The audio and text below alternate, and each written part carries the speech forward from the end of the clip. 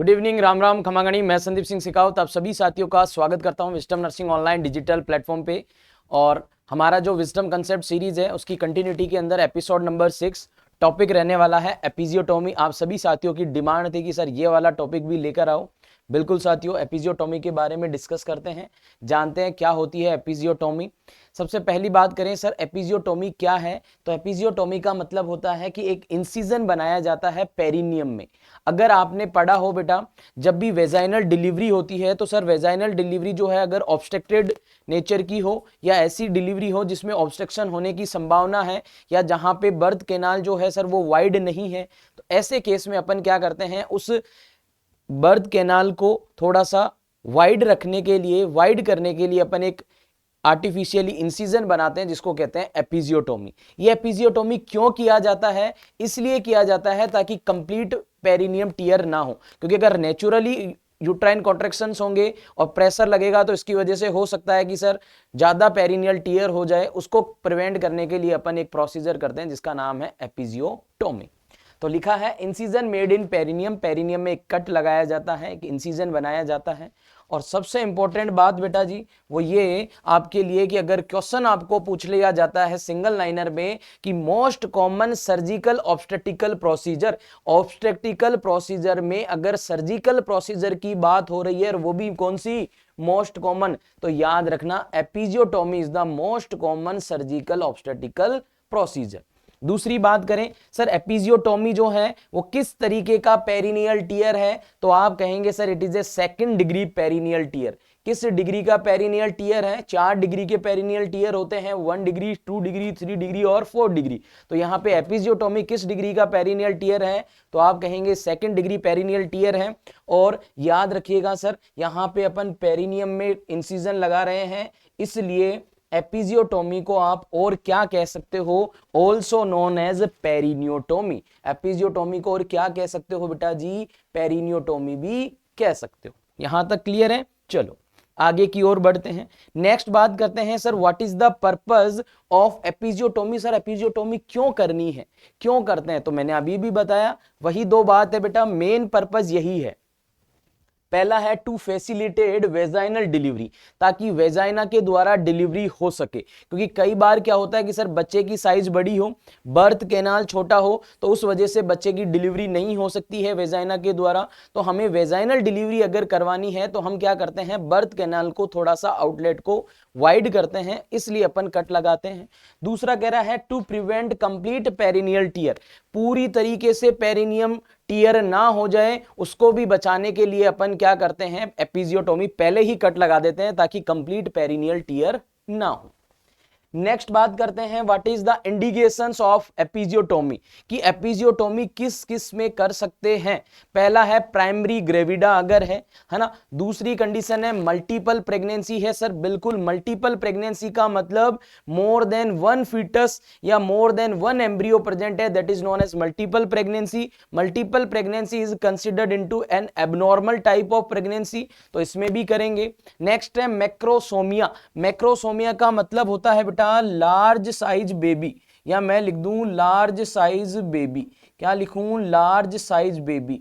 अगर बच्चा जो है उसकी साइज नॉर्मल बच्चे के कंपेयर में बड़ा है तो सर फिर वहां पे ऑब्स्ट्रक्शन की संभावना हो सकती है ना। तो ऐसे केस में भी अपन कट लगाएंगे। हाइड्रोसिफेलस की कंडीशन है जहां पे सिर थोड़ा सा बड़ा हो गया है, फोर्सेप्स डिलीवरी है, ब्रीच प्रेजेंटेशन है, शोल्डर डिस्टोसिया की कंडीशन है, ऐसे केस में सब में एपिजियोटोमी जो है वो करी जा सकती है।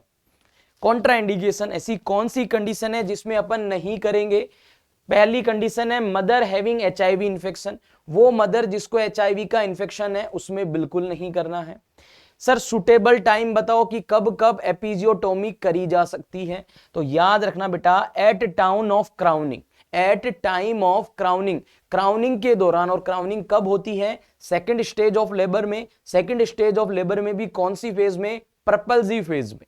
सेकंड स्टेज ऑफ लेबर की 2 फेज होती है, पर्पल्सिव और एक्सपल्सिव। तो ये पर्पल्सिव फेज में होता है कौन? क्राउनिंग। तो हम कह सकते हैं कि sir second stage of labour में एपिजियोटोमी परफॉर्म की जाती है बच्चे के एक्सपल्जन होने से पहले। अगली बात करते हैं टाइप्स ऑफ एपिजियोटोमी। बहुत इंपॉर्टेंट क्वेश्चन है बेटा, कई बार पूछा जाता है टाइप से क्वेश्चन। तो यहां क्वेश्चन है कि टाइप ऑफ एपिजियोटोमी, याद रखना सबसे पहला टाइप है मीडियोलेटरल। मीडियोलेटरल जो टाइप ऑफ एपिजियोटोमी है sir, it is most common type of episiotomy. Episiotomy अगर करते हैं तो उसमें सबसे कॉमन जो टाइप है वो है मीडियोलेटरल। क्यों करते हैं सर ये मीडियोलेटरल? क्योंकि बेटा इसके जो कॉम्प्लिकेशन है ना, बाद में जो कॉम्प्लिकेशंस आते हैं आफ्टर द एपिजियोटोमी वो कम होते हैं। इसलिए मैंने यहां पे भी एक लाइन ऐड करी है कि लेटर कॉम्प्लिकेशंस लेस। यहां पे जो कॉम्प्लिकेशंस होते हैं सर कम होते हैं, इसलिए इसको सबसे ज्यादा किया जाता है। सर इसमें इंसिजन कैसे लगाएंगे? बेटा जैसा नाम है वैसे ही इंसिजन लगाएंगे। मीडियोलेटरल यानी कि मिडल ऑफ फोर्चिटे, है ना, वेजाइना जो आपके वेजाइनल है यानी कि जो लेबिया मेजोरा है वो सर नीचे आके जहां मिल रहा है ना, वहां पे फोर्चिटे। तो फोर्चिटे से लेकर लेटरल ऑफ पेरिनियम की तरफ लेकर चलते हैं, उसको कहते हैं मीडियोलेटरल। सर इसमें ब्लीडिंग ज्यादा होती है बेटा। अब आप कहेंगे सर ब्लीडिंग ज्यादा है तो क्यों कर रहे हैं? बेटा ब्लीडिंग ज्यादा है लेकिन कॉम्प्लिकेशंस कम है, इसलिए 2.5 सेंटीमीटर का छोटा सा कट लगाया जाता है। नेक्स्ट बात करते हैं, नेक्स्ट टाइप है मीडियल या मीडियन।